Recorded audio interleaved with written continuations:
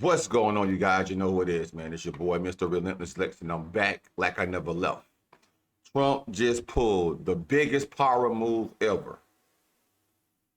It's over for the Iranians, I believe, at this point.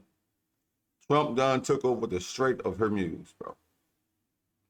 Just like he said. Now, the Iranians military, who's ever over the Iranian military, they caused it on themselves, bro. They reneged on the peace treaty, the ceasefire deal. So Trump said, you know what? Forget it. I got something for you. Took everything over. Nobody can come through there. Trump said he don't care what flag you got. If it's not the American flag, you will not be able to get through. He took it over. Now, it's been said that the Iranians have built another pipeline somewhere and say that the Iranians been planning for this a long time ago. It's getting crazy, bro. We will never concede to threats. Shout out to Benny Johnson for this video.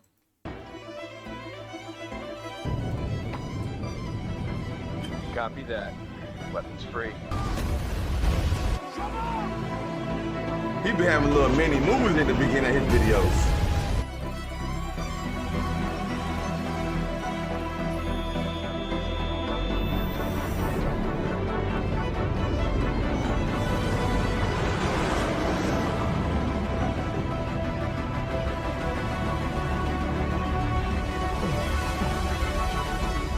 President Trump just played a historic tactical Uno reverse card on Iran, the likes of which the world has never seen.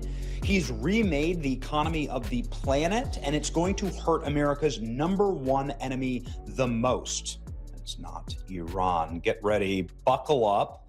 The peace negotiations failed, and that seemingly was the point. The more that you followed them, the more you realized it was more like Sun Tzu, Art of War. When peace is impossible, make it seem as though you tried, so that when you have to do the inevitable, it seems like your only logical step. The peace negotiations did not go well. J.D. Vance saying, unfortunately, we weren't able to make any headway. We were quite flexible. We were accommodating. The president told us, come here in good faith and do your best.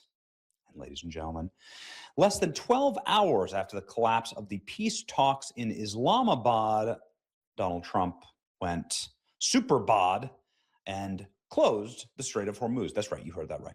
President Trump says that he is actually now going to close the Strait of Hormuz. He's going to stop all the oil from flowing out of Iranian ports. Oh no.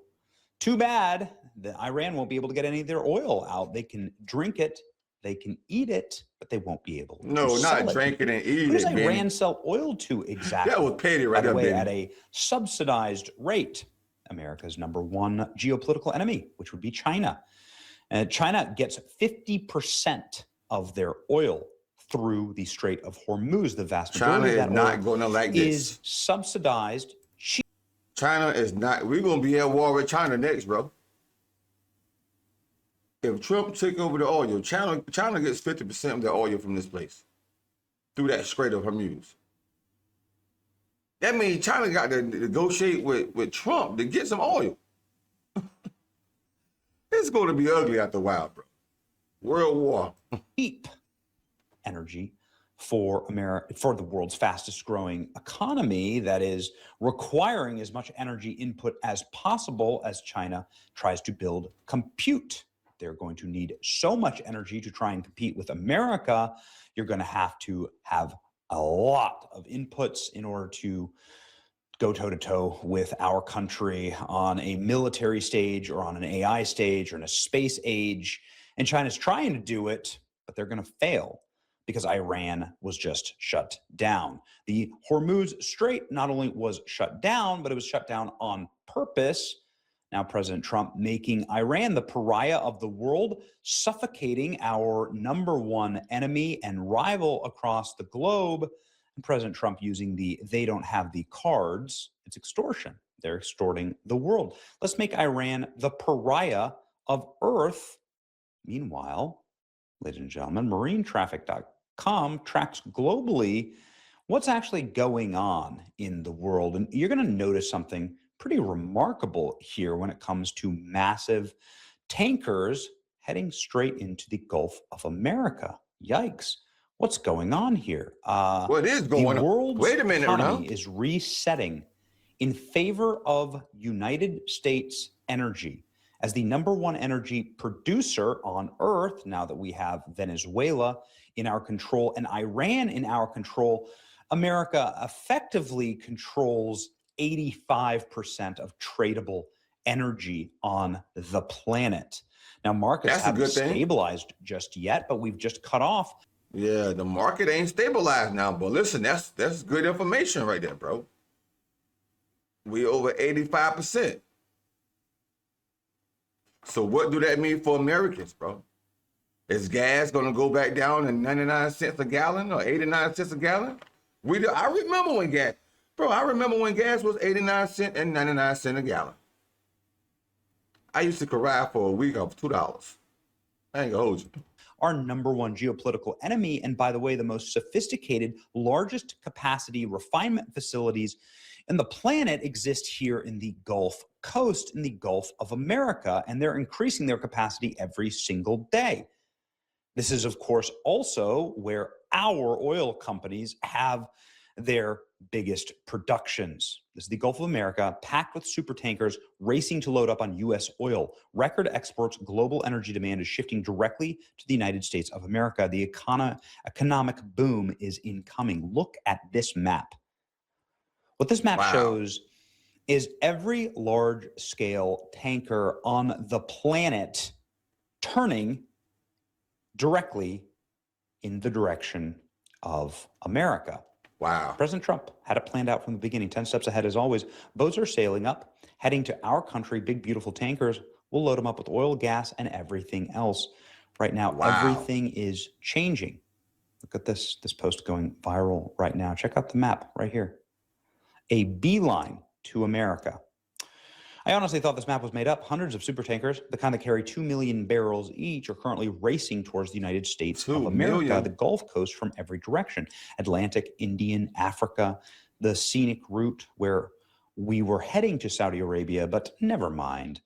Iran closed the Strait of Hormuz and everyone panicked. Oil hit $126 a barrel, gas hit $4 a gallon. Cable news did the whole crisis thing.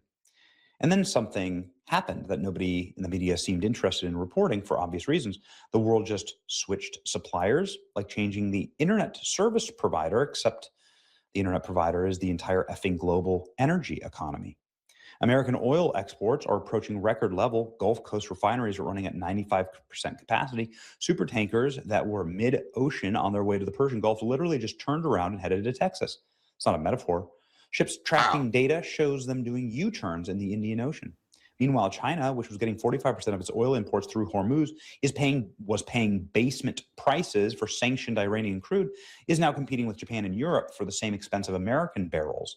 Chinese manufacturers are already raising prices on goods headed to the U.S. So to summarize, Iran played its biggest card. They effed around. And the main result was that the United States becomes the world's emergency gas station, and China's cheap energy subsidy evaporated. This is either the most elaborate coincidence in the history of geopolitics, or somebody planned the sequence: Venezuela, Iran, profits. Go figure out which one. Thanks. By securing oil in Venezuela and blocking the Strait of Hormuz, Trump is effectively taking control of the world's oil supply, forcing all countries to buy oil from the U.S. or U.S.-aligned nations like Venezuela. Oh my, an absolute masterclass by Trump. People didn't realize Trump just pulled off the largest shift in global power ever. Trump essentially burned down the competition and said, America is open for business. Oil tankers are coming in droves. Bad boy, I ain't gonna hold to fill up. Your gangster in chief. You might not like it, but it is what it is. Just a reminder that thanks. Dollars equal energy. And then all energy is traded in the petrodollar. The petrodollar is never going away. It's stronger than ever. And with America backing up the energy supply, that dollar means energy, means compute, means the future. All wars are going to be driven by AI, compute, and drones. Who can hit AGI fast enough? Whose drone army can be swift enough to kill you? Who has the smartest AI? There's no such thing as a battlefield anymore without drones and without AI. That is the military grade's weapon of the future. If you don't have the compute, if you don't have the energy grid, if you don't have the capacity, you can't power your future. The energy is the weapon. And now President Trump is weaponizing it. Look at this, the beautiful map right there. Whoa. Look at that. Crazy. Trump boom, oil patch is winning bigly. As a result, the situation in Iran, the U.S. will become the most important source of energy on the planet. So to summarize, Iran played its biggest card, and the main result was that the United States became the world's emergency gas station, and China's cheap energy subsidy evaporated. Oil and Gas Workers of America Association says, we are ready, Mr. President. Massive numbers of completely empty oil tankers, some largest in the world, are heading right now to the United States to load up on the best and sweetest oil anywhere in the world. And we have oil. We have more oil than the next two largest oil economies combined, higher quality. Wow. We're waiting for you to turn it around. People didn't realize Trump just pulled the largest shift in power ever. Iran played their only card and rendered it moot. Absolutely incredible strategic maneuvering by President Trump. In strategic terms, the Iranians executed a classic use it or lose it blunder by weaponizing the Eastern hostage. It compelled the very adaptations that render that hostage irrelevant. Global energy flows have begun a permanent eastward reroute that favors flexible producers over vulnerable choke point holders. The Hormuz get out of jail card turned into a grave. Look at that. It's over. Let's go ahead and read the conclusion here to this article that is also going viral.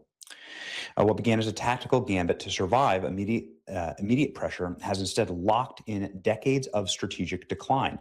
The geography of the oil trade, the scale of the United States export capacity, self-interest of Asian importers have combined to ensure that the Iranians traded its last card for the last time, and it didn't get burned what it could not afford to waste relevance and economic potential to climb out of the grave that it dug itself. The Hormuz closure wasn't a surprise to any serious person. One might argue Trump turned what the enemy believed was its leverage into a ticking time bomb trap. The Iranians just walked right into it. Iran was never the end goal. China is. President Trump, they're all coming. They're coming to our shoreline, he said just this morning. That's crazy, bro. It's incredible. He planned this from a long time ago. A few weeks go by, and you see exactly what Trump is orchestrating. Trump is making America an energy-dominant nation, the biggest on earth. He's reshuffling NATO. He will bring an end to the Russia-Ukraine war, and he's bringing peace to the Middle East. Iran will collapse after this. U.S. CENTCOM, by the way, saying they are blockading. They are going to do it. Look at this. The U.S. to blockade ships entering or exiting Iranian ports. You will not be able to get any oil into or out of Iran. One nice thing about a real country like the U.S. is that when you read something like this, you know we're going to do it. And it won't be like the fake closure that Iran tweets about. Iran fake, says they can close the Straits of Hormuz. They don't actually mean it. They actually can't. They don't have a navy. Anyway, the blockade will be enforced against any vessels of all nations entering or departing Iranian ports and coastal areas, including all Iranian ports on the Arabian Gulf and Gulf of Oman. CENTCOM forces will not impede freedom of navigation for vessels transiting the Strait of Hormuz from non-Iranian ports. Oh, what a badass move. Trump just flipped the straight narrative from open to block it, turning it into Iran versus the rest of the world. While oil flows still hold around 80% of normal, the real constraint isn't structural. Iran cannot push Hormuz too far without hitting China's red lines, since Beijing is the dominant buyer, can enforce discipline or accelerate bypass routes like pipelines and overland corridors. And oh my, what just happened? And they just opened up a giant corridor here. Look at this. The East-West pipeline is now operating at full capacity, 7 million barrels per day, according to the Saudi Ministry of Energy. They just built a pipeline to just go whoop, whoop, whoop, whoop, right over here to the Red Sea. We out of here. And every single other country is going to do it as well. Iran will become the world's pariah. They already are. Why would anybody ever want to deal with these people? Reverse psychology. Now the Iranians will try and open it. The art of the deal. If you don't get that this is primarily about China's oil supply amid impending invasion of Taiwan, I don't believe illumination will ever come to you. Blocking the Straits of Hormuz with the support of Oman and other Gulf nations has two objectives. It blocks Iran's exports and inflows of hard currency. It makes China force Iran to negotiate in realistic terms without being a strategic partner of Iran and the most impacted by the shutdown. The reason to do it now and not before may be because 80% of the crude supply at the Strait of Hormuz has already been replaced or rerouted. Rightly pointed out in the post below that the impact of the supply and demand for OPEC partners and customers as small as possible, the highest negative impact for the Iranian regime. Furthermore, OPEC has already agreed to lift quotas. And there you go. We out of here. Why F with these people? It's a thing of beauty, ladies and gentlemen. I don't understand. Why did Trump blockade it? Because Iran believes that they're the only ones who can threaten extortion, and Trump is showing them the two can play this game, and he's playing by his own rules. Ladies and gentlemen, the Uno reverse. Wow. Trump did a Uno reverse, skip you, back to me, draw four, skip you again, back to me again. There, Uno, now you about to say Uno out. Wow. That's a good thing for the U.S. of A. That is a good thing for us. People going to be buying all, man, that's probably going to be a great thing for the economy. And Trump, by golly, he doing it.